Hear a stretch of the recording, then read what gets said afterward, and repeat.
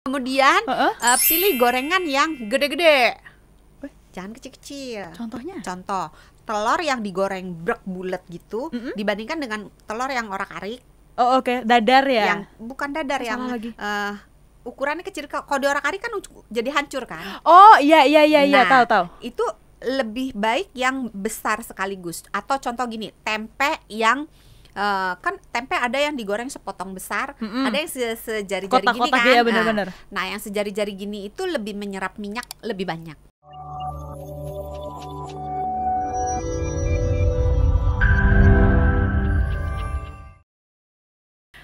Kalau case-nya adalah orang ini dia nggak bisa lepas dari gorengan, dia gimana nih? Gimana cara dia untuk tetap sehat? Tapi kan dia nggak bisa lepas dari gorengan, ada nggak sih caranya? Ya itu tadi Itu tipsnya gitu. salah satu itu.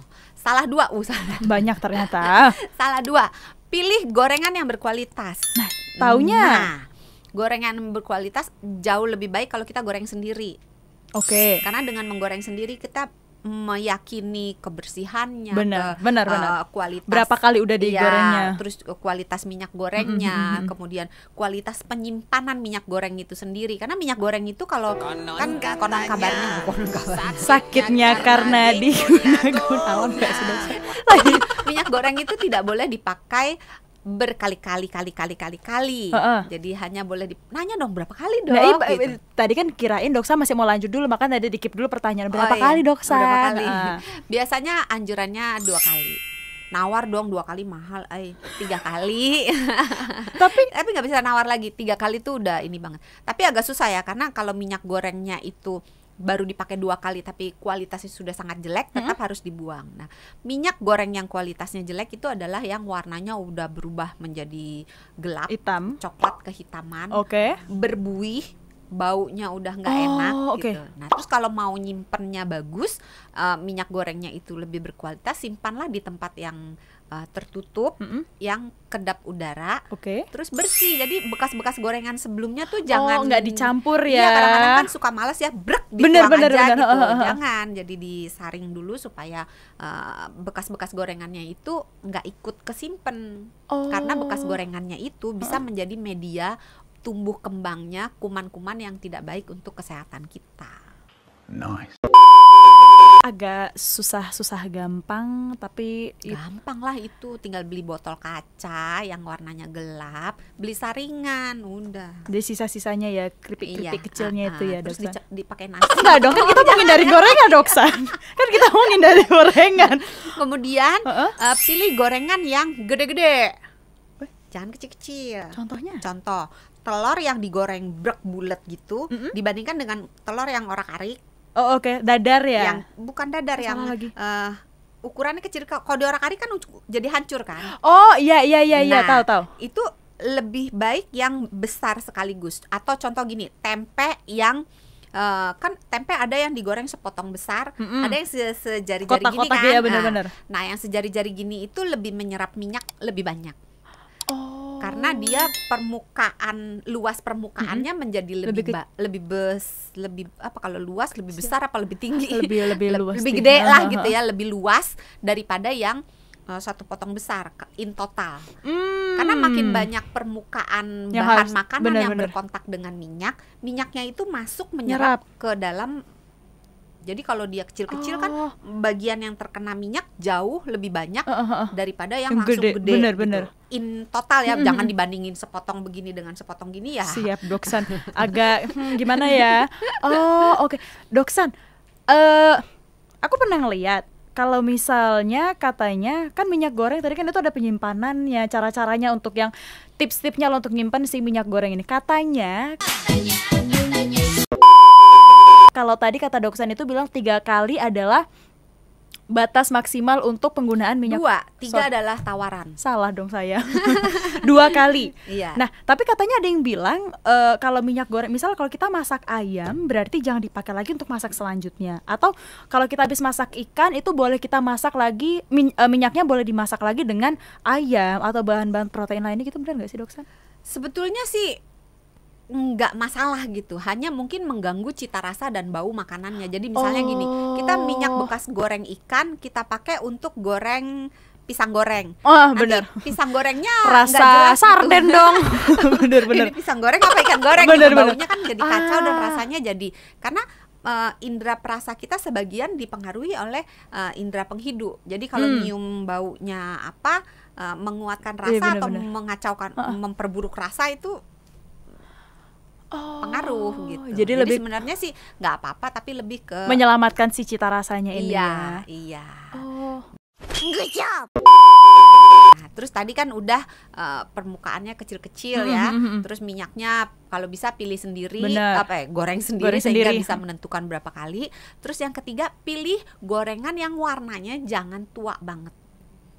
Karena gorengan makin lama dipanci, dia warnanya akan berubah menjadi Lebih gelap ya. dari mulai coklat muda, coklat keemasan gitu, bener. kayak warna eyeshadow gitu loh. Ada gradasinya gitu kan, dari yang coklat muda, coklat keemasan, coklat tua dikit, coklat tua banyak, coklat tua banget gitu. Oke, Dok, lanjut. Makin ke yang ke jurusan Makin kehitaman, gelap lah ya, heeh. makin gelap itu makin tinggi kadar akrilamid dan lemak transnya. Jadi itu terbentuk akibat pemanasan yang lama. Oke. Sehingga kalau milih di abang gorengan jangan pilih yang paling hitam. Kalau Rasis banget ya, lebih ke rasis, apa? minyaknya. Iya gitu. Jadi Oke. pilih yang warnanya lebih muda. Kalau goreng sendiri jangan lama-lama gitu. Ah, maksudnya jangan lama-lama? Berarti kalau Kalau satu goreng ada waktunya sendiri, Doksan? Ya kan tergantung bahan yang digoreng. Iya kan? Maksudnya digorengnya jangan sampai warnanya tuh berubah jadi kehitaman gitu. Karena semakin lama gorengan itu di dalam minyak, dia pertama minyaknya makin serap makin banyak, kemudian zat akrilamidnya itu akan makin banyak. Ah, udah emang paling bener ngindarin gorengan kali ya. Minyak makin mahal, makin banyak nggak sehatnya juga berarti bilangnya, Dok. Direbus, dikukus, dipepes, dibening, dipanggang gitu kan, pilihan memasak itu banyak. Bener. Mungkin tidak kenal maka tidak sayang. Waduh. Jadi coba dulu. Mencoba menu-menu baru sih sebenarnya dengan minyak goreng mahal bukan ini. menu baru. Kalau menu Cara barunya masak, tempe cara goreng masak, jadi iya, tahu bener-bener. goreng sama aja. Bener-bener. Cara masak baru. Iya. Doksan, selain minyak goreng yang mahal jadi trending, air purifier ini juga jadi Air purifier ini juga jadi trending. Masa sih? Oh enggak ya? Kayaknya Nggak iya deh. tahu. Kayaknya iya deh. Oh, Maksudnya iya ya?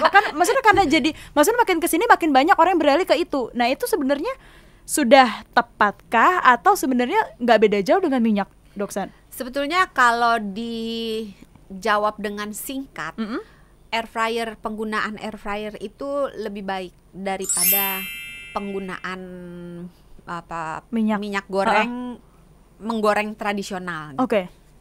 Tetapi ingat, di dalam air fryer juga terjadi proses penggorengan dalam tanda kutip, karena kan tetap ada Benar, minyaknya, iya. tetap dipanaskan dalam suhu yang tinggi, sehingga resiko tetap ada gitu. Jadi menggantikan dalam versi yang lebih mild, yang lebih Oke lah sehat ya. dalam tanda kutip, oke. Tetapi tetap harus diingat bahwa itu tetap ada minyaknya, berarti tetap ada kalori tambahannya, tetap ada lemak transnya, walaupun mungkin jumlahnya lebih sedikit, Oke. tetap ada Dosen. lemak jenuhnya. Oh, mau bilang lemak jenuh. Enggak, soalnya di bahasa di kepala nih adanya Bahasa bahasa medi- Batak.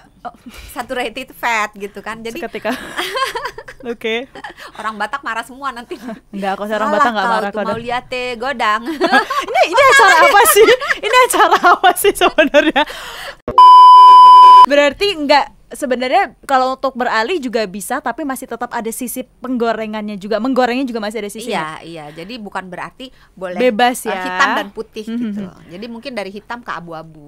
Adakah versi yang the bestnya, Doksan?